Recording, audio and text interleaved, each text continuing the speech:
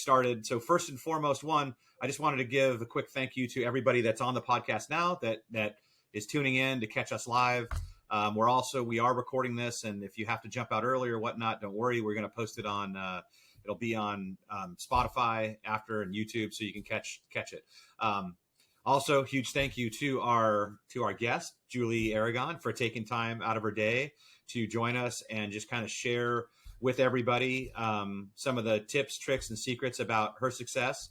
I'm just going to give a quick background on Julie, which I had put in the original invitation here.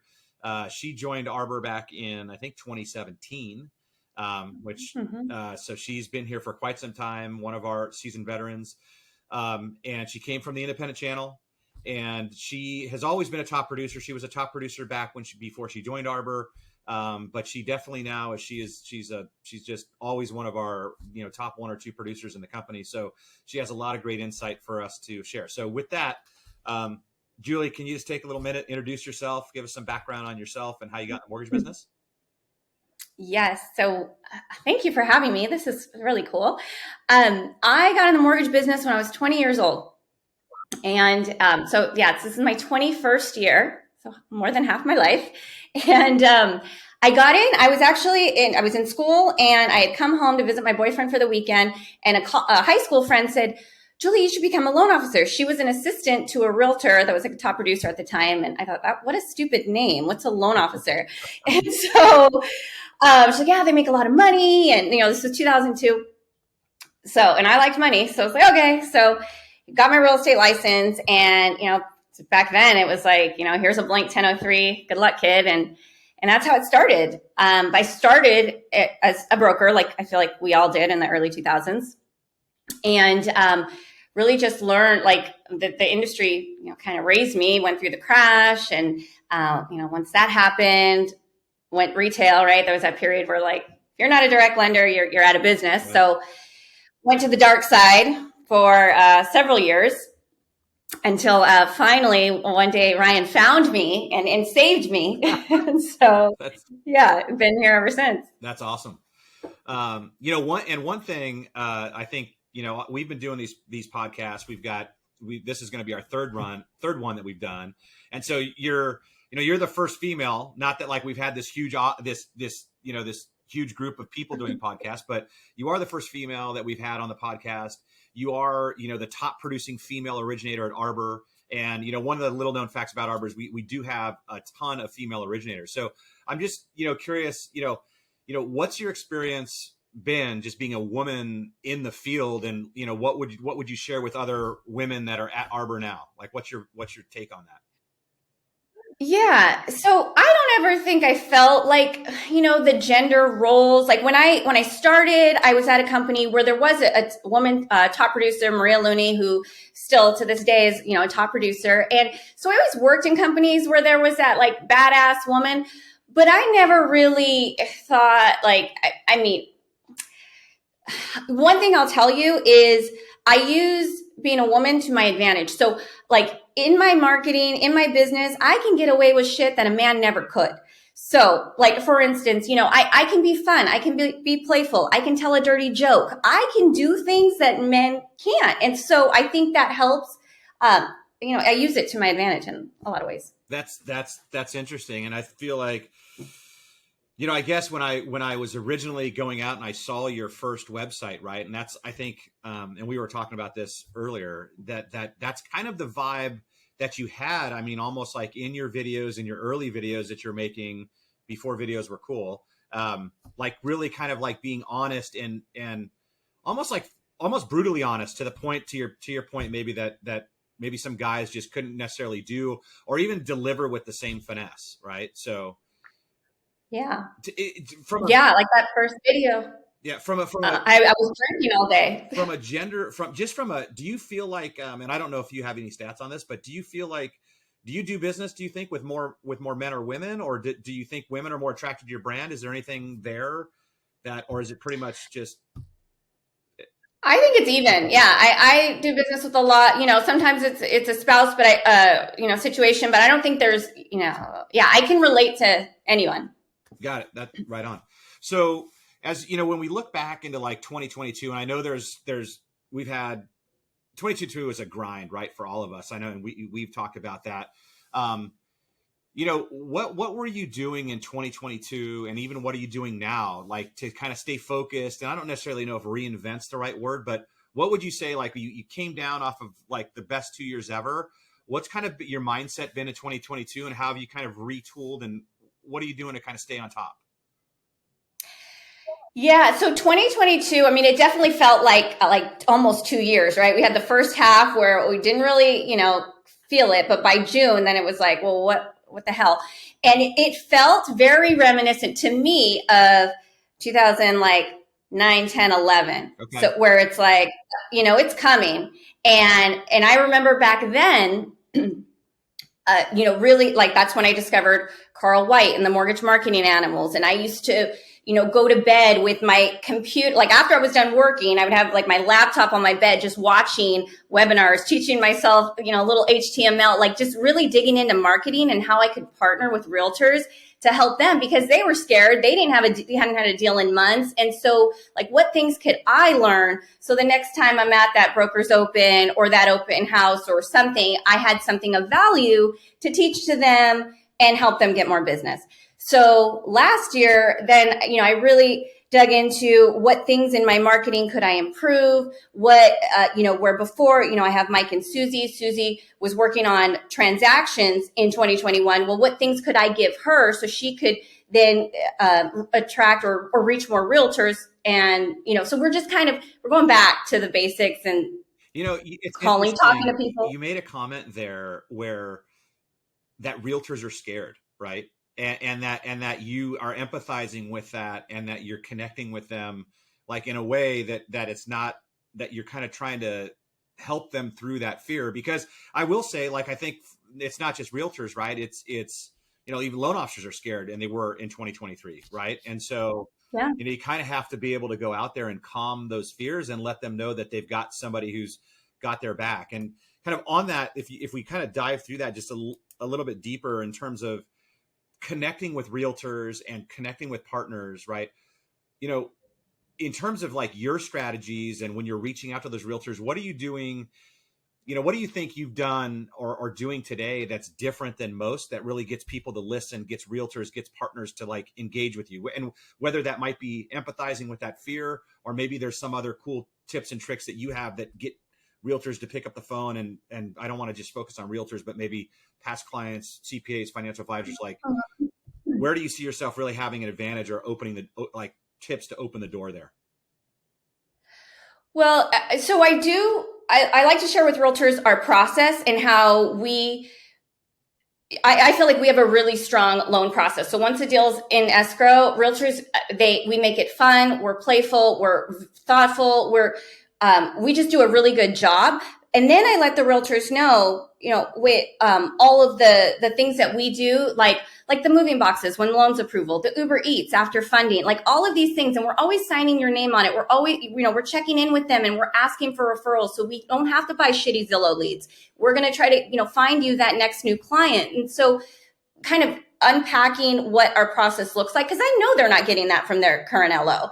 And so letting them know that, and then all of the tools, like Arbor has a ton of tools that with the marketing department and a best offer package, we've got Curb Hero, we've got a lot of things. And so it's like, I can't physically be in your open house because now I got a little girl who rules me, but I can be there, with this app. And then Susie's going to check in with all of your leads on Monday, anybody who has mortgage questions, and, even our process when we pre-approve a client, and, Mike doing his job on the front end and providing video, we do like a mortgage coach video, and the realtor is a part of that conversation. And then they're seeing, wow, Mike's going over tax deductions and principal pay down, and really like the realtor can see all of that. I want the realtor to see all the shit we're doing. Yeah. And so they're constantly like, oh, my LO doesn't do that. My LO doesn't do that. Interesting. So, that is so cool, right? Because, and I'm sure everybody on this call, we have access to those tools. Like we have Mortgage Coach, and we have, and whether it's the updates or whatever it is in our process, that it's almost like we take for granted that other people may or may not be doing. But I love the fact that you're taking how you've built your perfect loan process, right? How you go above and beyond the extra mile to take care of your clients, educate your clients. And then you make sure that maybe there is some other loan like superstar out there that might be close, but at the very minimum, right, each one of the people you're touching knows that this is how badass your process is. This is how you're going to take care of clients. And you can you have at least given yourself the opportunity to leverage your process into a relationship versus, hey, a lot of us, I think, get lulled into, oh, I hope they think what I did was good. I hope they think I did a good job, right? And then I hope when I call them after that they know all the things I did. Whereas you're like, hey, like spooning it in there, like, hey, check this out. Like, does your other guy do this? Does your other guy that's awesome. Yeah. That is awesome. Yeah. Like when we do so 2 days after loan funds, we send Uber Eats vouchers. And it's just a little note, like, let's be honest, you don't know where the F your spatula is, and enjoy dinner on us. And then it's signed Julie Ann, insert merch tag, realtor partner. And the realtor CC'd. So like they didn't do that. They did nothing, but they're getting like credit for our thoughtfulness. That is awesome. I love, and we're gonna get to kind of just that vibe of how you roll out, like, let's be honest, like just your marketing genius, I would say. But you've mentioned a lot in terms of like your team, right? And you've talked about Mike and Susie. Can you kind of walk us through just like your growth as an LO and how you built your team and how that's kind of, whether it's transformed your business and the positives, negatives, and just kind of help people who might be out there struggling at Arbor, doing volume and not necessarily knowing how to fit the pieces together, building their own mortgage practice and team? Yeah. I mean, the team was everything for me because I was stuck, I feel like at 40, 45 million forever. And really it was because I was such a shitty, like hirer. Like if you had a pulse, I was going to hire you. And so I went through a lot of like, just not A players. When AJ and I got married and then he helped me interview and find the right people in the right seats, then everything changed. And then being plugged into Arbor, it was like, it just allowed me to double. And then, what would you say that, so it's interesting that, hiring somebody with a pulse and then that process, like, can you give us a little more detail and like how you changed the process and how finding the right people, like what really did you look for the second time around? And then all of a sudden when you found the right hire, what a little bit more on that. Yeah. So before, like, I hate doing pre-approvals. Like I can do them, but it's not, I want to focus on like the fun stuff, the marketing, the building the systems and the workflows. And so finding Mike, who is just like this, his brain is so big and he's so detailed that it was like, okay, I have the right person. And then, having that trust and letting, he's going to do all of those consults with the client. He's going to put the mortgage coach together, send the video, all those things. Then that gave me the time and like the, space in my brain to then say, okay, well, how can we make this process? Like, it's like we're constantly tweaking it. So we use Jungo. But really what unlocked it was me learning how to do my own workflows in Jungo, because out of the box, I mean, it's okay, but it's not what I wanted. So then having the freedom to like, 2 days later, I want this to happen and I want this notification to go out. And then, so I could build this process that I think is just pretty. That's awesome. That's awesome. And what, in terms of like wrapping your head around, because I think a lot of loan officers are scared to build their team and they have a difficult time penciling out the finances and like the benefit. How did you overcome that? Like in terms of, okay, I know that Mike is going to cost me this much, but how did you kind of pencil out in your mind that you were confident enough to make that hire to know you're going to be able to do more production? Yeah. I was scared, like definitely coming from, hiring somebody that maybe wasn't the best player and she costs less. At first there was that like, oh, can I afford this? But just creating a comp plan that was, based with BIPs that then he felt really invested in the team, because at his previous employer, he wasn't being compensated in the way that he should. And so, as we close more business, he make more money. And I think it's just a really good fit. And I hope he never leaves. That's awesome. Well, we will send him this and we'll play that tagline for him. You can reference this and be like, see, I'm giving you like, this is total PDA. Love you. Yeah. Total PDA. Here you go, buddy. That's awesome. Yes. So, one thing, and I will just quick aside about how I found you right back in the day. So I was, we weren't even in growth mode at Arbor, but I was like top mortgage people in LA, and it could have been even on Yelp, right? Because I think back then, Yelp advertising was a real big thing. And I stumbled across your website, and I obviously love and passionate about marketing and our branding and whatnot. And I saw your brand, and I was like, and I think a lot of, even my opening email to you was like, hey, I love what you're doing with your brand. Like, would love just to have a conversation with you at some point, because of the way that you had set up your website and set up your videos, and were kind of just like so far ahead of the curve of what anybody else was doing in lending. And also, I think just breaking free of kind of like the stodgy, lame, like, even to your point at the beginning, like, what a lame name. Like, I'm a loan officer, right? Like, look at my badge. It's like, come on. So Yep. Can you kind of like maybe give us some background, or even like dig into like, when did you really become into marketing? And even today, like, you revamped your website. And for everybody on this call, I would highly recommend you go to Julie. I think it's Aragon Lending Team or Aragon Team. Like, just Google Julie, go to her website and check out her vibe, right? So she's done this amazing job of creating her own like vibe in her market. So on that note, like, can you tell us how you did, like, you embraced your vibe, how you create it? Also, how do you stay like current and keep reinventing that vibe? So I think I was born a marketer. Like, I've always been, when I was a kid, I used to call the 800 number to get like the Bowflex information package. Like, it'd say like, call this number for a free informational video. Yeah.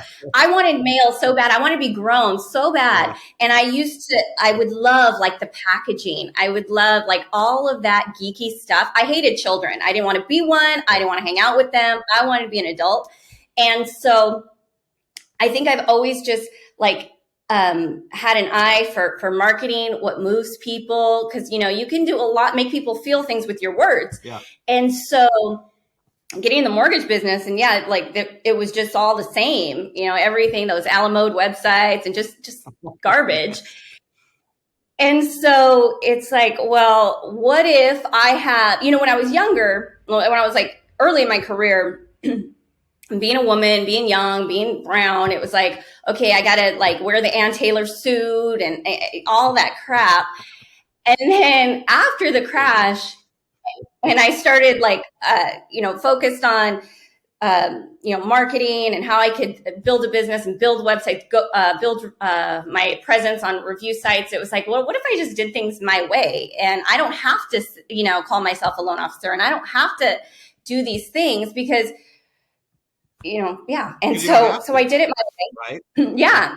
And people at first were like really weird about it. I mean, even now, like, I don't know if you've seen my pre-approval letter, but it's like a picture of me on it. And I always joke like Legally Blonde when she's like, oh, your resume. Oh, it's scented, like my shit is just like, it's not like anyone else's. And I think people like it. They feel like their guard is down. They can be, we don't have to, it's just easy. And right? Even, I mean, and that's that authenticity of what you're putting out is different, because I think in our business, right, because it is so stodgy and so numbers driven and so like banky, whatever, right? They're like, banks are not known for being authentic, and they're not known for having a lot of like energy or like cool stuff that emanates from that process, which, I think that's what's been brilliant with your marketing. Even again, like, I'll hammer it again, go to her website and just check it out. Like, she just, what do you got on there right now? In fact, I'll let you share, like, so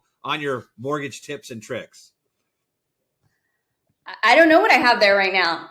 Well, I haven't been there in a while. There's Taylor. So you've got, I think she's got like Taylor Swift's like tips to, as told. She basically has taken like Taylor Swift and told like how the home process works, like through her songs. And then there's like 90s hip hop. Like it's really cool that, again, I think speaks to a lot of different generations of people of home buyers, and kind of, gets in their mindset. So, yeah. And using that, because I grew up in the 90s, so I talk a lot about Luke Perry, and even, when if I am talking to a realtor, like I use that line all the time. Whenever I've got a realtor with good hair, I'm like, oh my God, Luke Perry. If I call them Luke Perry, they're just like immediately like, oh, I like her. So, so I do that when I had to call a listing agent the other day. My client made an offer. It wasn't even a good offer, but and then I went on his Instagram and he had like this picture of his abs. So then I call him like, oh my God, those abs, like right away, I'm going to go in for like, I know something about you and we're friends, and then if I can build those friendships, then we're going to do more business. So that I think is something. And again, just to kind of peel that out and to make it, cause you talk about it like, it's just like, oh yeah, everybody's doing this. And this is part of my doesn't everybody in the middle of their purchase transaction find the listing agent, go to their Instagram, find a commonality, and then call them and comment about a personal post, right? And I kind of want to pull that full circle into, we're trying to do and help people understand this at Arbor, but I think it's just whether you're in coaching, whether Julie's telling it to us on this podcast, like that moment of what you just explained in terms of how to have a conversation with somebody, right? You basically, that you want to have a conversation with that listing agent, but you don't want to come in cold, right? And you don't want to sit there and go, hey, how am I doing on my loan? Right? Like when you go and you're able to say inside of a transaction, go to their Instagram and then take a totally different angle. Like, don't you think that listing agent is going to have such a different perspective in how they're going to have a conversation about their abs they posted on Instagram? They're so proud of their gut workout that they're posting it. And Julie's calling, like instantly they're having that conversation moves like 3 steps down or 3 steps up in terms of like where Julie's going to be in the importance standpoint. So I just wanted to make sure that that's not lost on everybody in terms of like a tip here. And are there any other things like Julie that you're doing like that where you feel like in the loan process or purchase process you told us about how you're like really hammering on the details of your process, but other little tips like that help you have conversations with folks? Yeah, so that was actually not somebody I was in transaction with. That was a listing agent that my client had made an offer, so we didn't even get it, right? So the first thing I did, and I do it whenever an agent includes me, is I am CC'd on the offer. I reply back, and I use Vidyard, but you can do BombBomb or whatever. I'm sending a personalized video to that listing agent, just letting them know who I am, the client, what their FICO score is, their DTI stupid low. When I ask for shit, I get it back in 2 seconds. They're not going to have any issues. We get the appraisal order the day we get the RPA. I'm in like 60 seconds because really they don't want a phone call from me. They don't want my voicemail because to them, I'm just another LO, right? So I do this 60-second video. The buyer's agent's on there, they're on there. And I'm just saying, if you have any questions about contingencies, timelines, whatever, give me a call back. I'd be happy to go. I hope we can do a deal together. So I did that video once and then he replied back, thanked me. They didn't hear back the next day. So that's when I went to his Instagram, saw the ads, left the voicemail, said, I got to talk to you. So then he called me back. Again, we're 30 grand off in price. We didn't get it, but I know he likes me. So, that is just like so crazy. And again, I'm sure that people that are sitting here listening to this and just listening to that process, right? I would ask anybody when your client is making an offer on a purchase, you're not even an escrow. How many loan officers, right, are sending a personalized video to the listing agent along with basically almost like a video follow-up to your pre-approval that's being presented by your agent, but you're sending it directly to that listing agent, saying a video with the details of that transaction personalized, right? And then if they don't hear back, you're helping your realtor by, I'm going to follow up. I'm going to call the listing agent and let me find out what's going on with our offer. Like that to me, like, that is something that is what top producers do. I can tell you right now, because I don't do that. And I know that most people don't. And that's just, if there's a takeaway in terms of adding something to your business flow out there, that's freaking nails. So in terms of like just 2023, we're in April. So what are you, in terms of like goals, like what kind of goals do you have, going into 2023 in terms of like, what's going to be a successful year for you? And also just kind of maybe go beyond that. Like where do you see yourself kind of building your practice to, whether it be through 2023 and even out in the next 2, 3, 4, 5 years? Oh God. Yeah. I mean, I hope it's 5 years. Like that's, for I do me, too. yeah, it's been a long run. And, I, right now we're focused on just getting in front of more agents and, because we didn't have to, right? There was just, they were falling from the sky. So now going back, doing our research, going on MMI, spending our time with the players that have the ability to refer and really trying to just add value there. So, and right now it just feels like, we're planting all these seeds, and like it happened in 2011, 12, 13, where we just outworked everyone, like it will turn, and we're going to have this pipeline of agents that know, like, and trust us and actually have, deals to give. I love that. I love that. And is there anything in particular in that process, right, that you're finding is working better than most, right? In terms of, you're going, I think it is worth noting for everybody, like just doing your homework, right? So you're not out there just calling, random agents, right? You're trying to go after people by volume, by buy-side transactions. And when you, like, just out of curiosity, like, so you find a great agent on MMI, right? You want to introduce yourself to them. What of all the moves you're doing, like what works? What do you think works the best in terms of getting somebody to pay attention? So right now, our process, we have our lists of people that we call, and it's a mix from, like, people that I just on my Instagram I think look cool. I'll screenshot it, send it to Susie. She pulls up the numbers and then puts them on a list. And depending on, like, if they're local or I know we have a mutual connection, I might call, or Susie will call to get me the Zoom appointment. Right now, I'm doing everything on Zoom because it's just most efficient.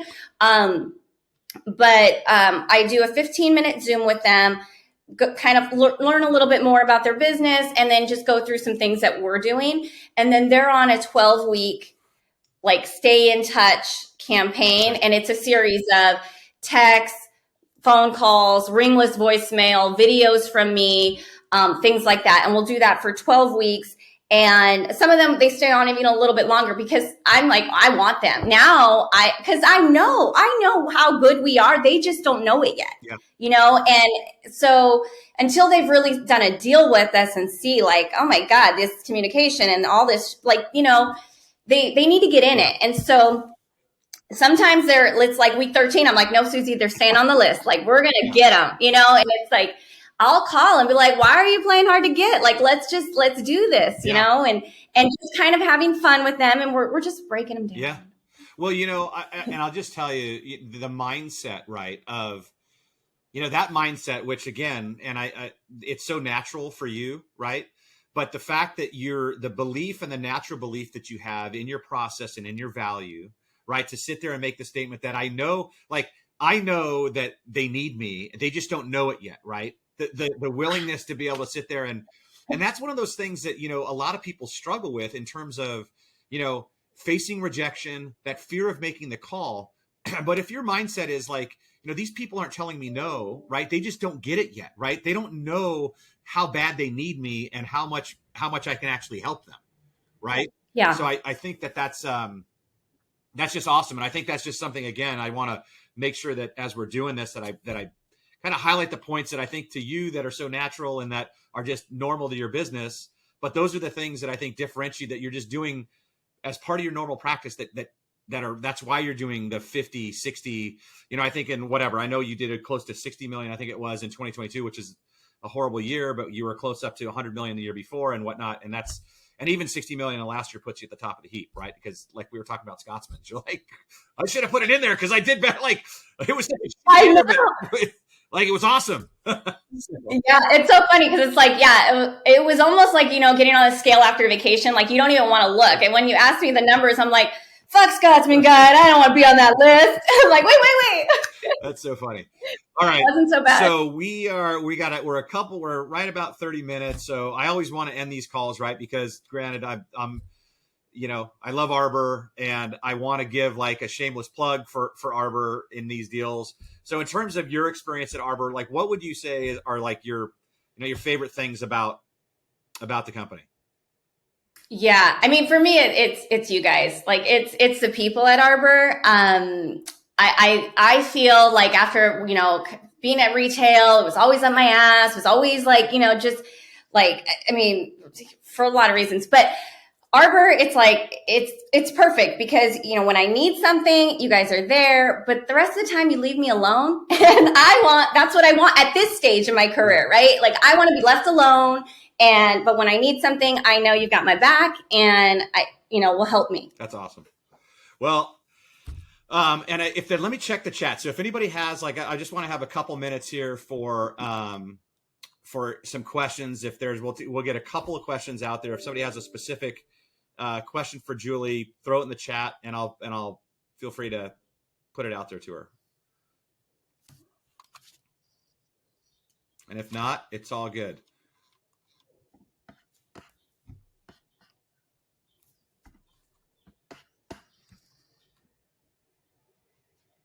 Somebody did say that 60 million's amazeballs. I'm getting a lot of thank yous for you. So, okay.